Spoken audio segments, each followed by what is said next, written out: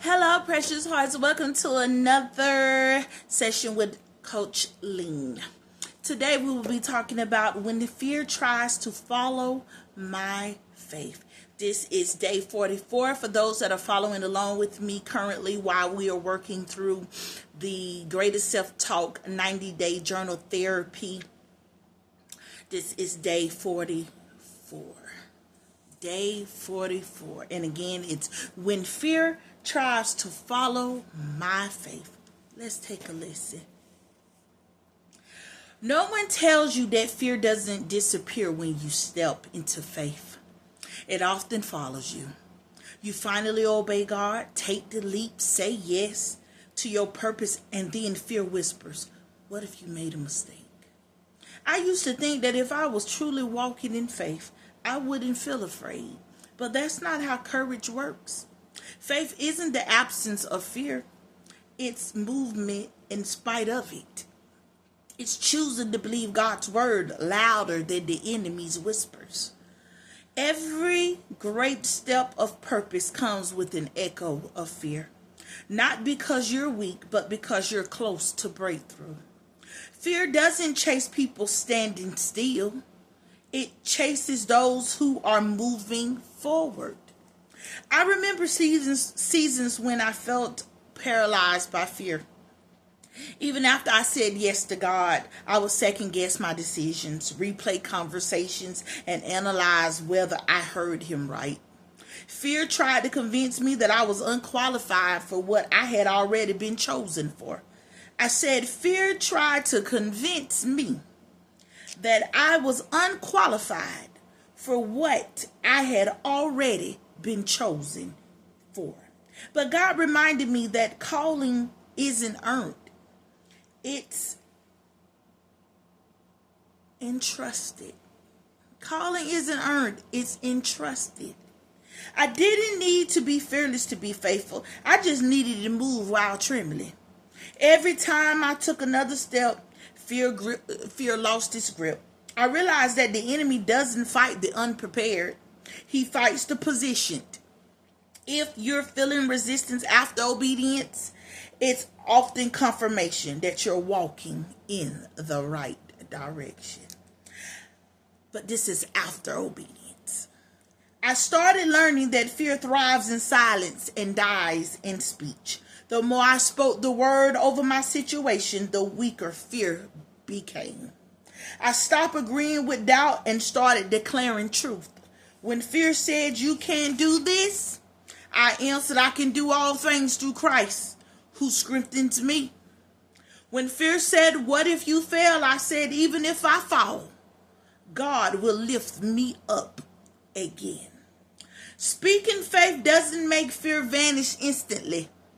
It just reminds your spirit who's in control. And when faith speaks consistently, fear eventually stops shouting. Fear will always try to follow you, but it can't overtake you when your focus stays fixed. I learned to keep my eyes on God and not the storm. I said I learned to keep my eyes on God and not the storm. Every time I felt anxious, I paused and reminded myself that the presence of fear doesn't mean the absence of God. He walks with me in the uncertainty, not just the victories. Sometimes he doesn't calm the storm. He just calms me in it. The deeper my trust grew, the quieter fear became. I realized that courage isn't about never feeling afraid. It's about refusing to give fear the final say. If you're reading this or following along with me, I want you to know that fear may follow you, but it cannot define you. You are not disqualified because you feel scared. You're human. What matters is that you keep walking. Don't stop when fear whispers move until it fades. Fear feeds on your hesitation, fear feeds on your hesitation, but guess what? Faith flourishes in your obedience. The same God who called you will empower you. The same God who called you will empower you. You don't have to fight fear alone. Just walk forward one step at a time. And every time fear tries to follow, reminded of this truth. You may chase me, but I will walk with God. And He never loses.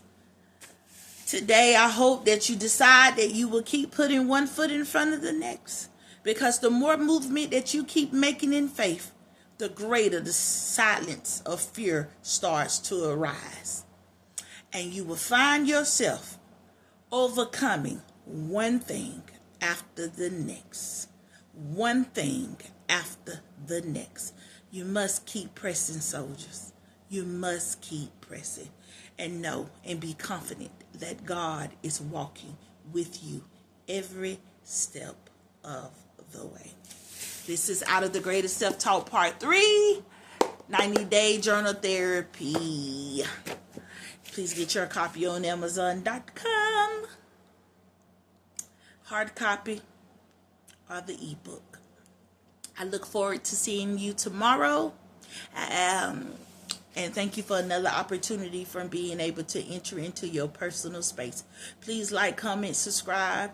If you haven't seen any other videos, take your time, go through them and find something that's going to encourage you. And if you hear something that you know somebody else can benefit from, please share.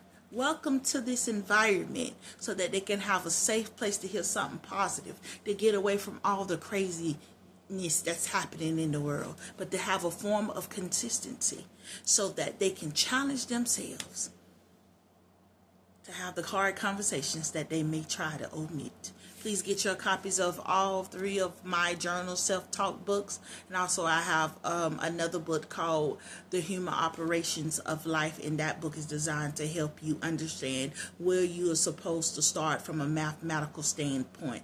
Please excuse my dear Aunt Sally is what we used to use in order to deal with the mathematical equation in the parentheses. So we start with the parentheses, the exponents, the multiplication, the division, the division and the subtraction. And so in that book, I walk people through the steps of understanding, just a snippet of it, just understanding that before you can do anything and move throughout life, you have to prioritize your mind.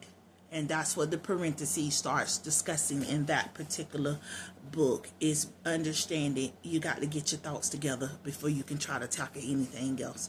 Because just like in math, if you don't handle the equations properly, you'll come up with an answer, but it may not be but it's not going to be the right one. There is an order. And so I welcome you to that. So you could just put my name in the search engine on Amazon, Charlene Norwood, and you will find anything that I have produced. Thank you for stopping by, and I'll see you again tomorrow. God bless you. Have a great day. And no, Coach Lean is cheering you on. And if you need to reach out, please reach out to me at hugmyheartcoaching@gmail.com. Don't be afraid. It doesn't matter the time, day, or night. Send an email if you need to chat. There's no reason for you to suffer alone. There's no reason for you to keep having thoughts that's plaguing your mind, that's stuck between your consciousness and your pre-conscious, or what they call your subconscious as well, and the unconscious. Let's start dealing with stuff so that we can make sure there's no iniquity regarding in our hearts. Have a great day. Bye-bye.